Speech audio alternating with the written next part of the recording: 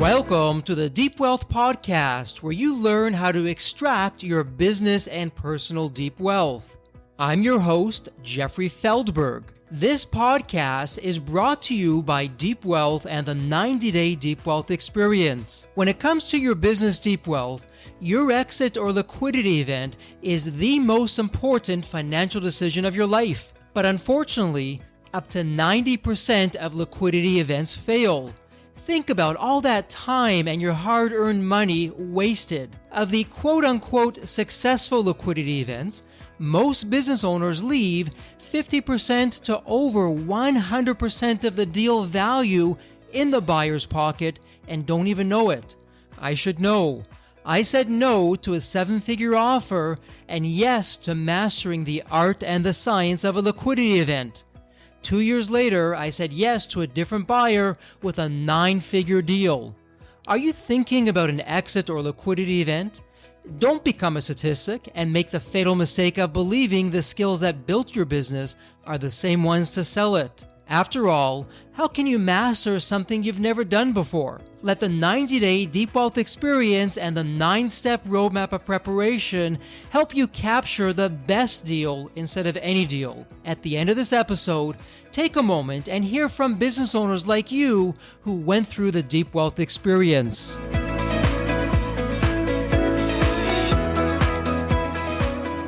Tonya Eberhart and Michael Carr are international best-selling authors, hosts of the Be Bold Branding podcast, and partners in BrandFace. They have helped and inspired authors, podcasters, coaches, real estate agents, and sales professionals in 5 countries and 44 states to stand out and become an authority in their market through the power of personal branding.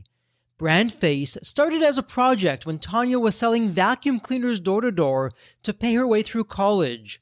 Her approach was discovered by someone in the radio industry, which began a career-long journey of helping serious professionals become recognizable business stars through the power of personal branding. As Tonya and Michael say, people don't do business with a logo, they do business with a person.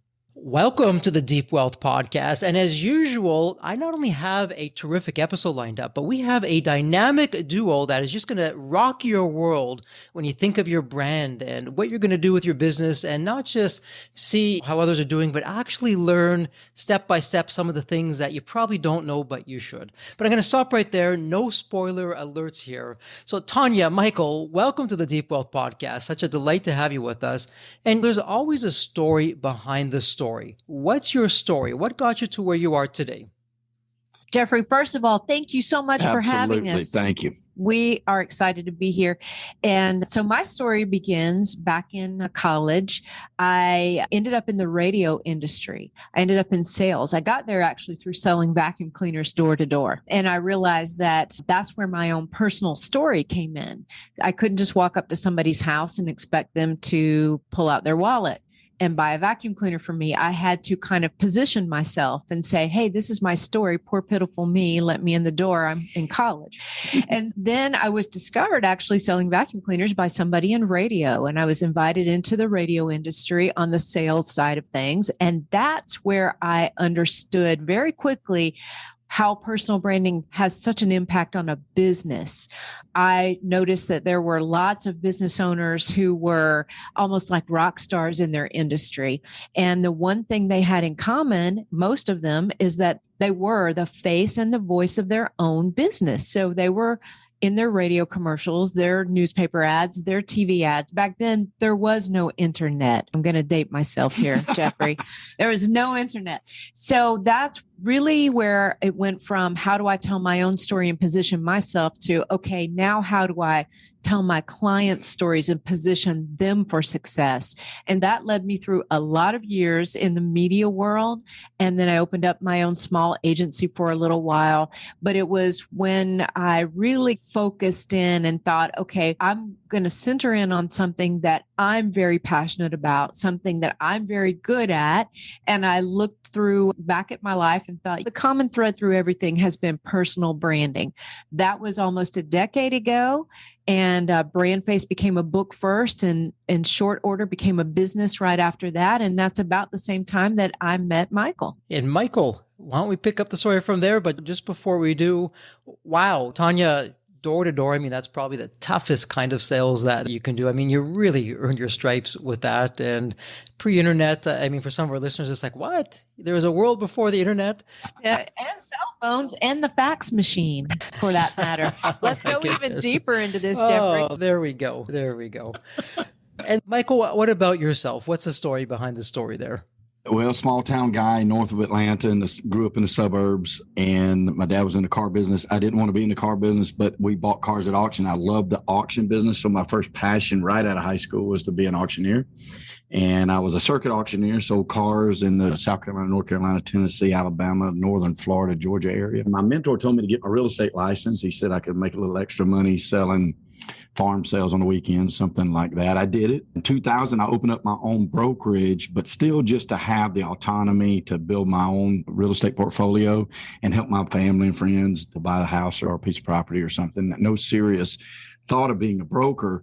But in 2006, when right at the edge of the mortgage debacle, because of my experience level in selling real estate and being an auctioneer and having multiple licenses, I partnered with a company out of Irvine, California, and we went after the Bear Stearns residential portfolio and got it. Most of it, probably I would say 90% of it. That led me on a 7-year trek. Starting in 2007, I ended up licensed in 31 states. I had an office in Atlanta, office in Irvine, office in Seattle, office in Manhattan. I spent a lot of time in all the major cities, sold property in 31 states, ended up being involved in over 65,000 transactions at the time. But good auctioneers are always working themselves out of a job. So I came back to my small town and bought a piece of property. The other agent on the other side of the property sale said, we work good together. Let's open up a brokerage. And I said, if you'll run it, help me, I'll do it. I never had the plan to do it, but I got to do something, want to do something. I'm young and vibrant. And that's when she's about 2 weeks in, she said, your marketing stinks and you need help. And you need to meet my niece, Tonya. And I was still going across the country, trying to close down the offices we didn't need anymore, and cleaning up, sweeping up the floors, cleaning up the messes that we left and blazing a trail. And I was like, whatever. And I never called her. And one day I'm in San Bernardino, California. I get a call from a lovely lady with a lovely voice. And she says, I don't know if I'm supposed to call you or you're supposed to call me, but I'm Tonya. And Carolyn says, you need help with your marketing. And I literally said, I've had 5 others just like you, and I don't need another one. And she said, you've never had anybody like me, and I know what I'm talking about, and I'll show you. And she did. And so I hired her, and they're in San Bernardino, California, and we made an agreement. She came into our brokerage and immediately transformed it through the power of the personal branding that she had been working on through several decades, and transformed our company, like literally overnight. We discovered so many mistakes on the branding that we can get into. I was a marketer and a promoter, but I had no idea about what a brand was or how it really makes the difference in companies. And she taught me all of that. And so now I get to say to people like you that the secret of my success is just listening to her. I love that part, of course. What a great story on both fronts. You really cover off a lot of points. So now that we got the story behind the story, and it's just amazing how it all fits together. But at the time, it probably didn't seem that way, but it's just working beautifully. So let's talk about that. So for most business owners listening in who haven't had the benefit of going through your system, the book, hearing what you guys have to say, getting your insights and wisdom, where do most business owners get it wrong? What's happening, or in this case, what's not happening out there? The number one mistake they make is trying to market themselves without a clear brand, without a clearly defined brand.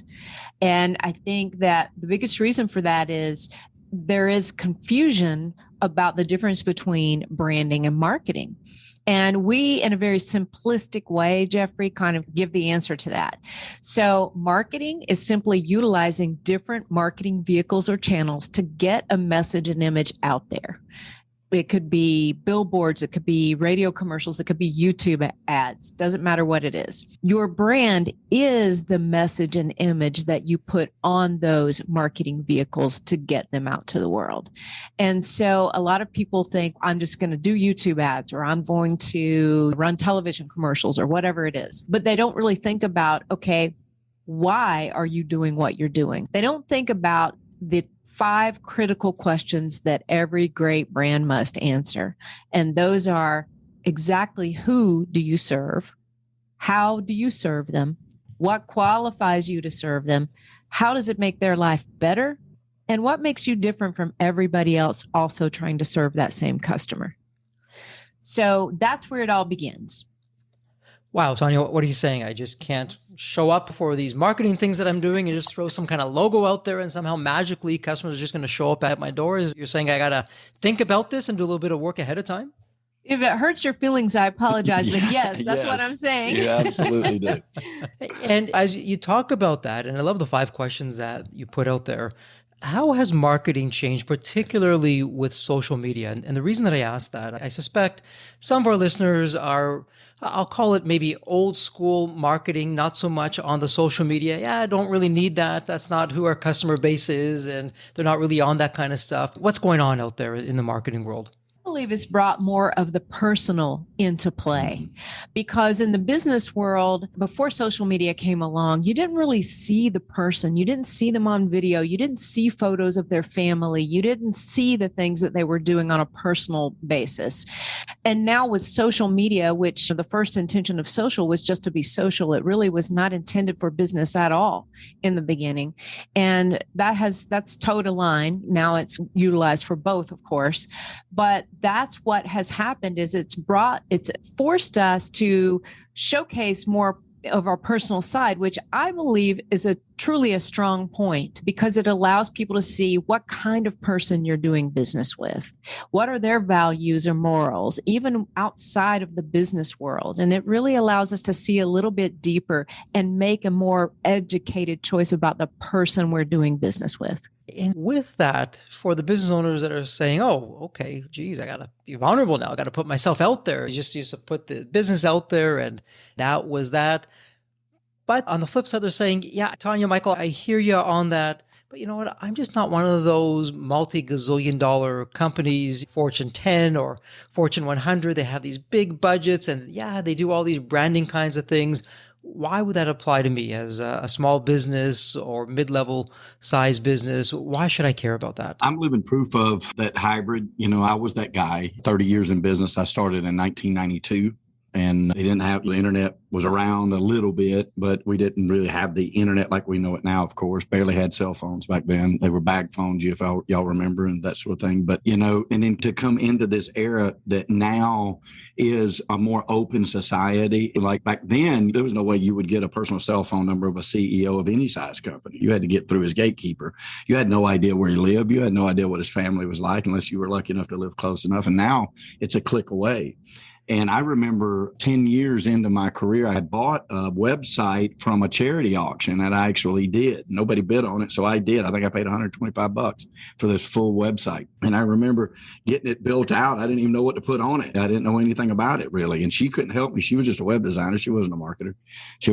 But then one time I went to get insurance about 3 years after that, and the insurance agent looked up my website. And literally, while I was on the phone with them, told me how I needed the insurance for every division, not just one of what the website was.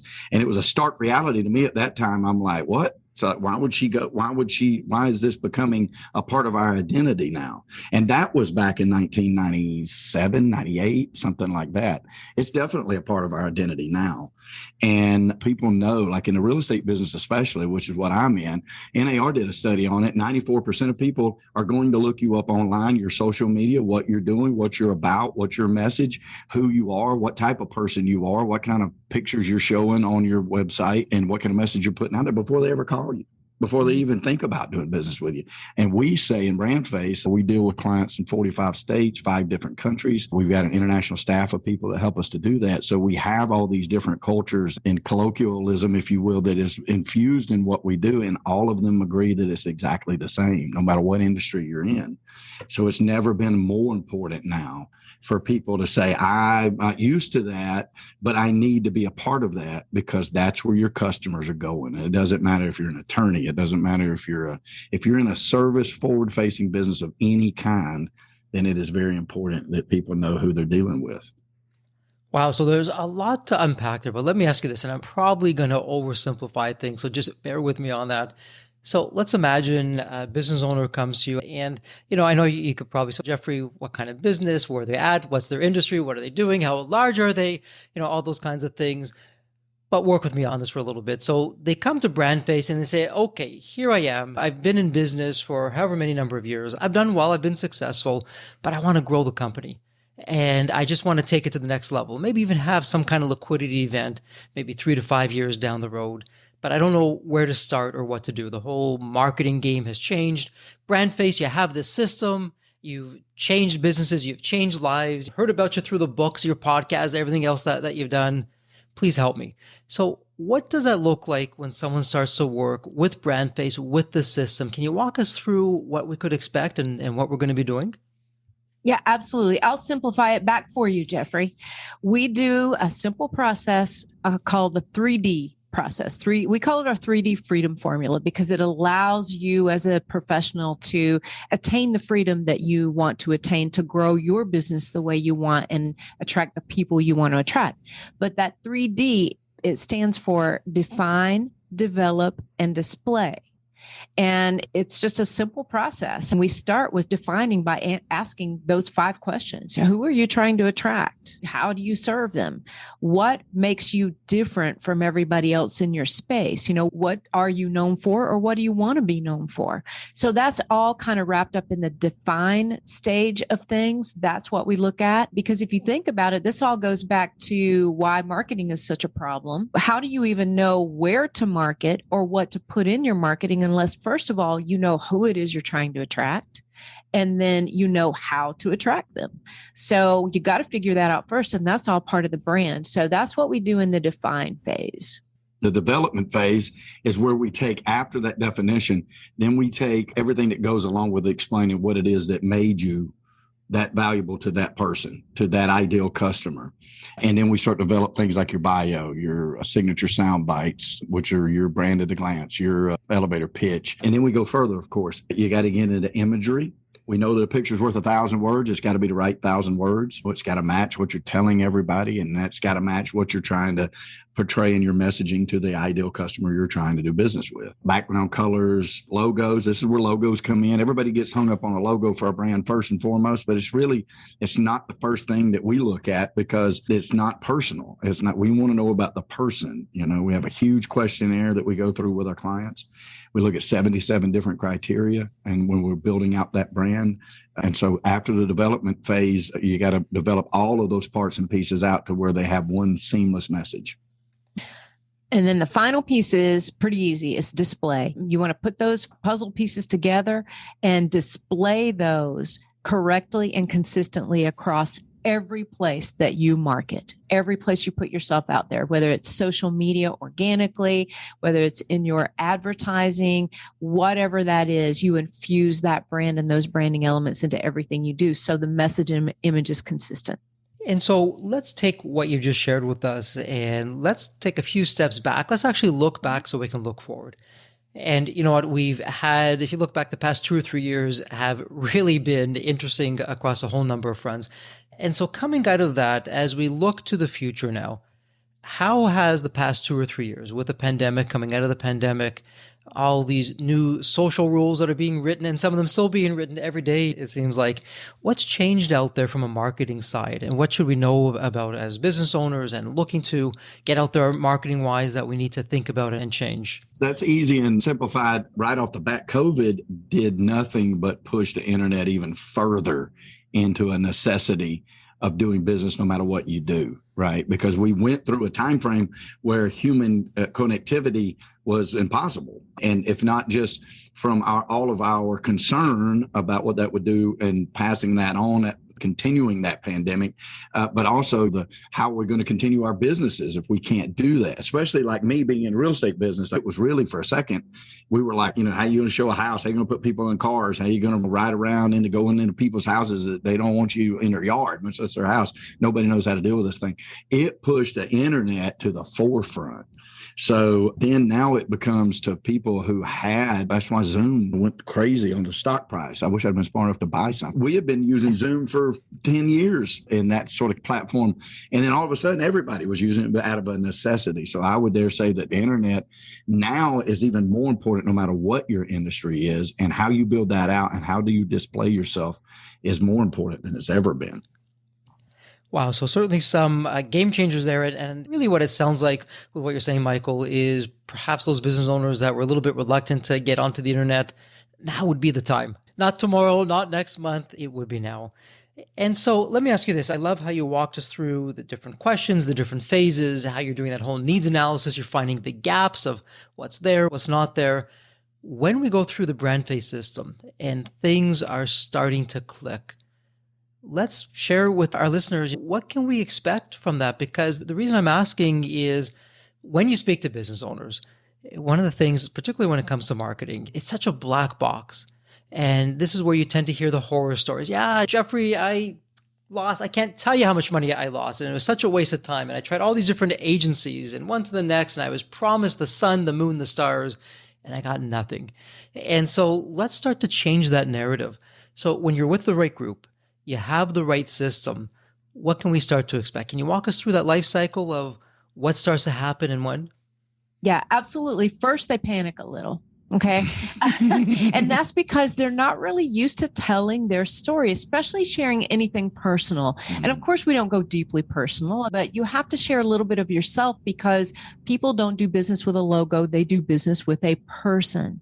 So it starts there. There's a little bit of uncomfortable part of what they're going through. They're just not used to it. The second thing is confidence, a huge amount of confidence, because as this brand starts to come to life, they become so proud of what they've created. Oh, wow. My photos, I can't believe they turned out that great. This brand, wow, it's coming together. Now I can finally tell my story. It makes sense. It's clear. My materials look fantastic. Can you imagine the pride and the confidence that comes from something like that when all you've known in the past is all these failed marketing attempts? So, and then that goes into the next phase would be just like giddiness because of recognition. You're out and about, people oh, aren't you the guy who, aren't you the lady who? And then next thing you know is, yeah, this thing's working. This is awesome because they're recognizing you not only by your face, your brand face, but they're recognizing you also for what you stand for. What do you want to be known for? And that's really, truly what we focus on. What is your story? Why are you doing what you're doing? And what are you known for? That's terrific. But let's talk about, okay, so we're starting from here. We want to get to there. So with BrandFace, just so we can get a sense of what's going on, behind the scenes, is this where you have all the people who, if I choose to, I can have you do the copy, do the graphics, if there's going to be some kind of filming involved, you're going to do the filming, the editing, all of that. So where do you start? Where do you stop? Okay. Yeah. You want me to take that? Yeah, those are good nuts and bolts questions. Let's get into it. Yep. Okay. So the very first thing we do is we tackle the brand messaging. So there's 7 things that we do together with our clients. 7 things we do in order. That's really important to know too, Jeffrey. Order is hugely important. A lot of people will go straight for the logo or for the photo shoot. Okay. So what we do first is the brand messaging, simply because that's the story. That's what all the rest of it is built upon. That's what everything else adds fullness to. So we want to know, who are you? Where did you come from? what or who might have influenced you in your life to do what you're doing today? And why are you doing it for the people you're doing it for? And how are you impacting their lives? It all starts right there. So once we do that, then we take a look at, okay, what does the logo look like? What is that one symbolic representation of the beginning of a brand? The one element of the brand, right? Everybody looks at a logo and says, that's my brand, or they think the business name is their brand, and that's not it. Their brand is really more their reputation, what they're known for. It can be defined many different ways, but I look at it as, what are you known for? What are you known for? So we look at the logo then, and then we take a look at their background imagery. Of course, brand colors come with the logo. We want to solidify the brand colors because that's really important. That comes along with the logo phase. We look at background imagery. So for instance, Michael he's got billboards up and down the 85 corridor in the Atlanta area. And in the background image that we use behind the photo of him on all his billboards is the North Georgia mountains. We chose that as one of his signature branding images several years back because it's one of the reasons people move to this area. And the beauty of the landscape in the North Georgia mountains, it's absolutely gorgeous. So when you see those mountains, first thing you think is, oh, that's Michael again. That's Michael again. So there's that familiarity that comes from utilizing the branded images. And then we take a look at a photo shoot for you. We look at making sure your website's customized with all of the new branding elements, all your new photos of you, your logo, your brand messaging. We customize all of your social media platforms. We customize all your collateral materials, things like your business card, personalized note cards, things like that. So that's pretty much the order that we go in as we're moving forward. We build the brand. We kind of stop at the marketing phase of it. We don't market for you. We give you every single thing that you need to market yourself on any platform, period. And you know what's really interesting with that, Tonya, and for our listeners out there, let's now tie this together. So I've been doing lots of nuts and bolts questions, Michael, as you referred to, and that was very deliberately because here's the big picture with this. So you know what, as a business owner, I'm thinking of having a liquidity event, and that's not done in isolation. So when you put your business out there, and you do it right, you're going to go through the Deep Wealth 9-step roadmap, of course, nudge, wink, wink. And at the same time, you're going to be bringing on your whole advisory team. You're getting a competitive process going. All these buyers are going to be coming to the table. What's the first thing that's going to happen? Your future buyer or your future buyers are going to be looking, they're going to be researching you. Do you have a website? What does a website say? What's the picture like of you? Is a picture of you from 20 years ago that when they come to meet you, they're looking around the room and they can't find you because you haven't updated things? Are you current? Are you updated with all those things? And so when you get the brand, because the brand to me, and please correct me if I'm off base, the brand and the origin story and the brand promise is everything. If you don't get that right, well, for a liquidity event, you're going to have some issues, but even before the liquidity event, you're probably going to have some business challenges that come along with that because, like you said earlier, a little bit of a different spin on it. In my experience, we don't do business with strangers. We prefer to do business with friends. Mm-hmm. And when you got the story, when you got the branding, when you got all that out there and it's consistent and it's just doing all the right things that should, we then have a comfort level. Michael, I remember Michael and I've seen his billboards and I've heard his message a gazillion times. I think he's a great guy I can trust. Let me give him a call because I think he can help me with this particular issue that I'm having. And so from that perspective, this is where we can all tie that together. So I would love your thoughts on that little commentary there. Yeah, I would agree with it 100%. The Napoleon Hill said in Think and Grow Rich, it's the personalities back of a company that makes it successful. The personalities matter. Tell me that Jack Welch wasn't the face of GE through the 90s, number one on the Fortune 500, beat the U.S. tax code 2 years, didn't pay a dime in tax. Tell me that he wasn't the face of that company, even though it had 50-some thousand products that it made, like unbelievable. Everybody knew who he was. It's very important. It even goes B2B because even in business, big business, where people are they're doing business with somebody they trust. They're not calling a robot. They're not calling a computer. They're doing business with other people they know that can fill those orders or provide that service or build that whatever. It doesn't really matter. People do business with people. And it's very important that you have that dialed in And not just, I say, not just for your clientele, but also for the people that work for you, because you are the head of that. And at organization, it is your blood, sweat, and tears many times that started at the kitchen table, but grew this into an 8-figure, 9-figure, 10-figure company, still is you. And that acumen then bleeds down into every facet of that business. And so even if you think, I'm in a business where I'm not, we're selling ball bearings or something like that, and I don't need to be the first face of my business, I dare say that's wrong. A lot of times, if you're going to buy stock on a serious level, what do you look at? You look at the board. What do you read about the board members? You read about their career. You read about where they came from, what they did, how they did it, what they learned, where they learned it from. I do it in marketing now. Like I would rather follow Andy Florence than Rich Barton, because I just think Andy's got it figured out. I think Rich is still trying to figure it out. They're both billionaires. They both have billion-dollar companies, but to me, one of them's better than the other because I know their history and they went to college together. I think that it permeates every facet of the business that you're going to do. And then to your point, and when it comes time for that liquidity event, that's what the purchasers are going to be buying. They want to know, okay, if you can run a tight ship, your image and your brand, your personal brand isn't tight. There's a juxtaposition there that somebody says, why is that? Why would that be? And we say that it is just as important as your accounting is. It needs to be dialed in.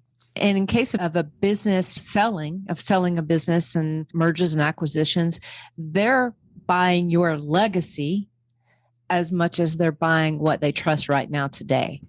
Absolutely. Mm-hmm. And let me throw something else your way. And again, at Deep Wealth, this is not only your thesis, but we've seen this time and time again, but you're the branding experts and we'd love to get your thoughts on this. And from our perspective, and Tonya, you being in sales from vacuum cleaners all the way through, you've had the whole thing going there. And what we see just time and time again, people do not make decisions to buy anything. It could be $1 billion company, or it could be $100 whatever. They make it on emotion first, and then they justify it with logic later. And part of that emotion, a large part of that emotion, is the brand story of what you've done, where you're going, and why tomorrow is bright and even better than it has been today and yesterday.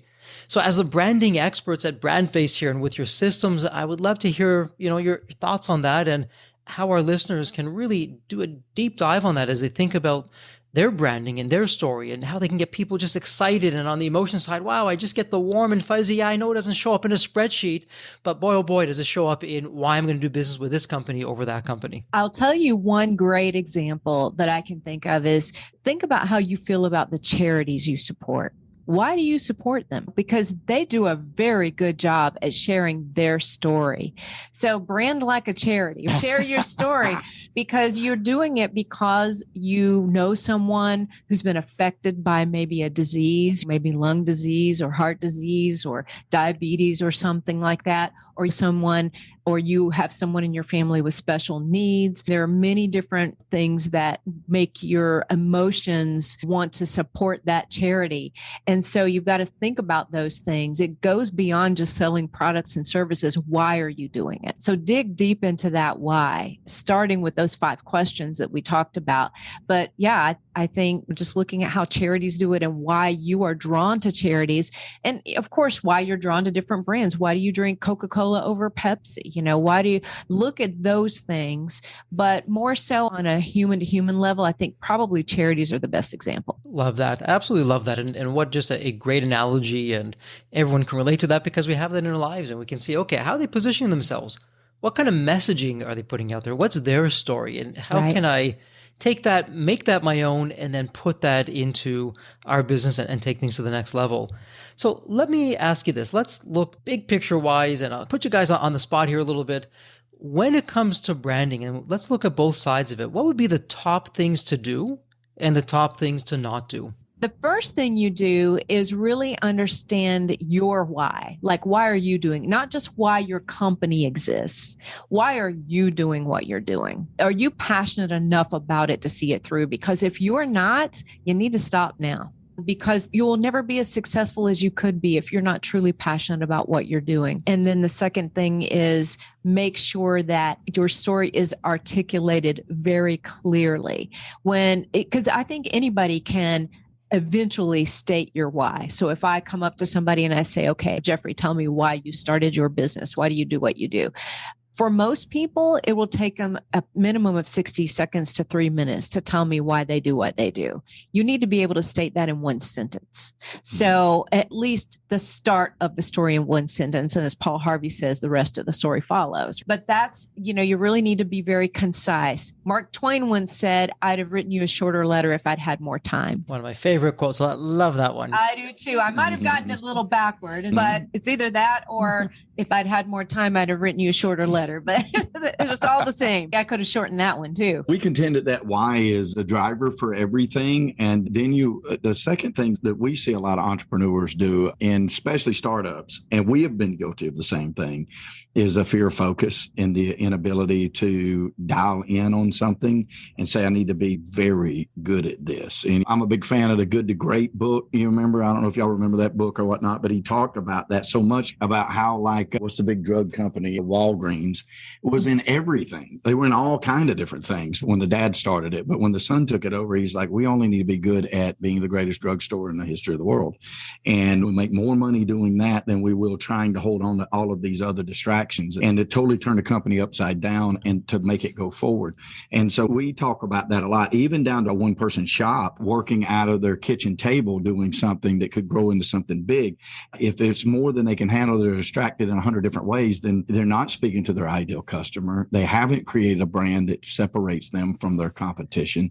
They haven't shared with their clients why. They haven't shared with their future employees why this is important. And the acumen itself is like confusing. And so they have confusion in their life. And it's scary to a lot of people. You tell a real estate agent you need to focus on a certain genre of business, a niche, if you will, and they're like, I want to make a commission on everything. But the reality of it is you can't. I'd like to sell every house that's ever been known to man. I've sold more houses than anybody in the United States. But that doesn't mean that I can just go out here and just say, hey, I'm going to sell a house to everybody. I need to focus on what I'm doing. And I think that business owners tend to miss that, especially in the branding. And what we tell them, you look, brand first, market second. So you can have ROI on your marketing, so you can know where your dollars are going, so you can track those dollars. The biggest complaint we hear is marketing doesn't work. When we talk to people on our discovery sessions, they're like, marketing doesn't work. Well, I thought marketing didn't work either. I just thought I asked a guy worth like $500 million one time. I'm like, how much money should my company be spending in marketing? And he said, all of it. I still don't know what he meant by that, except for the fact that he didn't know what marketing worked either. You know what I mean? But then when I got Tonya and she's like, look, you're not focused. Like, you're all over the place. Hey, you got 6 construction trucks on the road and 2 of them have a different number than the other 4. You don't have this thing.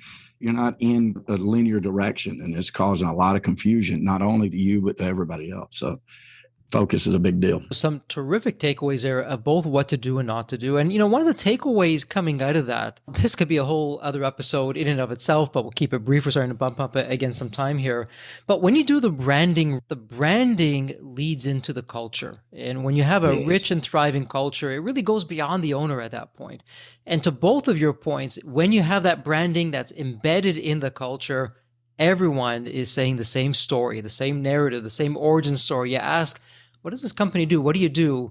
And whether it's from the frontline person all the way up to the CEO, you're hearing the same thing. And it all goes back to branding. And like we say in Deep Wealth with culture, it's an X factor. That's step number 2. Is one of the things that can insanely increase the value of your business. And your competition, with all of its capital, they can copy many things. Heck, they can even hire away your employees, but not necessarily if you have a terrific culture. And they can't copy your culture. Money cannot buy culture. It's that unique. And branding is really at the heart of that. Well, listen, we could just go on and go down these different rabbit holes of branding, how it's behind all these different things. We're starting to bump up against some time. So I'm going to ask both of you a question, and one of you is going to have an unfair advantage because one of you is going to be listening while the other answers. But be that as it may, this is a thought experiment, and I have the privilege, and it really is a privilege, to ask every single guest on the Deep Wealth podcast. And here's the thought experiment. Here's the question. Think of the movie Back to the Future. And in the movie, you have that magical DeLorean car that will take you back to any point in time. So imagine now it's tomorrow morning. You look outside your window, and not only is the DeLorean car there, but the door is open and it's waiting for you to hop on in. So now you're going to go back to any point in your life, maybe when you're a young child, a teenager, whatever the point would be. And what are you telling your younger self in terms of life wisdom or lessons learned, or hey, do this, but don't do that? What would that sound like? So I don't know who wants to throw their hat in the ring first, but there's the question, and who would like to go first? Go ahead, Michael. No, I get to go first. Yes. All right. It's easy for me. It's easy for me. I was blessed enough to know early on what I wanted to do for a living. I wanted to be an auctioneer. I was very passionate about that. I had a chance to be an engineer. I didn't want to be an engineer. I wanted to be an auctioneer. My mother cried all night, said I'd starve to death. We laugh about that now. But I would go back to that person, that 17-year-old, 18-year-old person, and I would say, be bolder than you could have ever imagined you could have been bold. Like literally, no matter what you... Like I told a guy one time when he was hiring me, he's like, how much is it going to cost me? And I said, I need you to come up with a number that is really going to hurt you to write on that check. And then I need you to quadruple it. And so that's what I would do to that person back when I was 18. Be bolder than you could ever imagine, because it'll work out fine. That is terrific. And Michael, just tell us what you really think. Hey, write down a painful number, quadruple it. Right. That's a great one. I would probably say realize the impact that every one of us as a human being has on helping people, everyone realize their inner star. Because I think that's really what we're all about today, is helping people unveil their inner star. There are so many people who don't realize what's unique and special about them because they've never been taught to think that way. So if I had the opportunity all along the way, I'm doing it now, but think of all the years that I have missed, and all of us may have missed, in letting people know how special and unique they are in this world. Because to me, sometimes it can make the difference between a young person waiting on the next drug deal and a young person going off to college with a bright future. It's their self-worth. And so I would say impact that wherever I could along the way. Wow. You know what? Both terrific perspectives, wonderful wisdom, and something that you just can't go wrong with both of your narratives on that. I absolutely love that. Well, listen, we're going to put this in the show notes with all of the other links that are already there. And for our listeners, it'll be an easy point and click. If someone would like to either contact you or find you online, where would be the best place?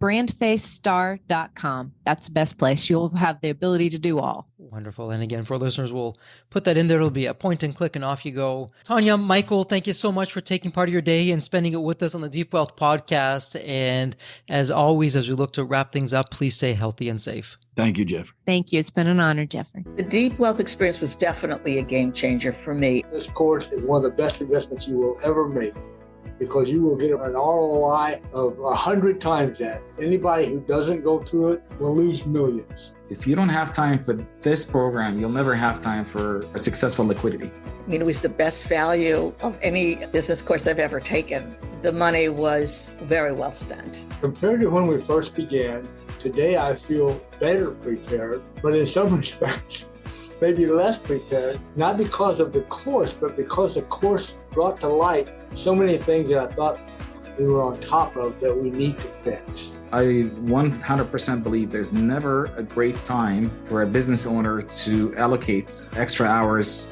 into his or her week or day. So it's an investment that will yield results today. I thought I will reap the benefit of this program in 3 to 5 years down the road. But as soon as I stepped forward into the program, my mind changed immediately. There was so much value in the experience that the time I invested paid back so much for the energy that was expended. The Deep Wealth experience compared to other programs is the top. What we learned is very practical. Sometimes you learn stuff that is great to learn, but you never use it. The stuff we learned from Deep Wealth experience, I believe is going to benefit us both.